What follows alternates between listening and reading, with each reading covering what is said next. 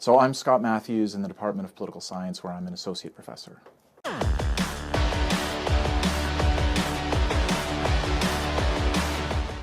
I think a political poll can be helpful, even taking account of the fact that it's an uncertain indicator at best of what the public is thinking.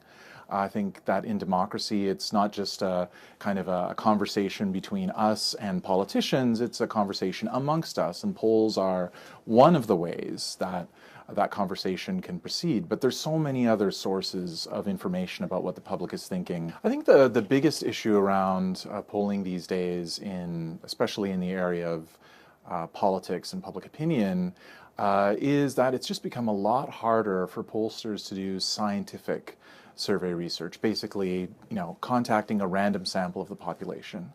And it's that random sampling which justifies all of the kind of good claims about credibility that polls have historically enjoyed.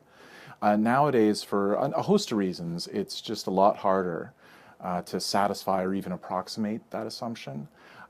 And beyond that, there's a wide variation in how hard different producers of polls work to try and meet that assumption. So I guess that's the big kind of challenge these days. Polls are really strongly affected in aggregate. I mean, if you kind of take the average of public opinion on some question, there are a lot of people that are going to be really influenced by the last thing or the last few things that they heard. That's going to be top of mind for them, and that's really going to shape how they respond to questions that a survey researcher has. When there's, as I say in the piece, a week of bad news for the government, a lot of people are going to have that in mind, but next week might be a good week for the government, and their opinion might be different.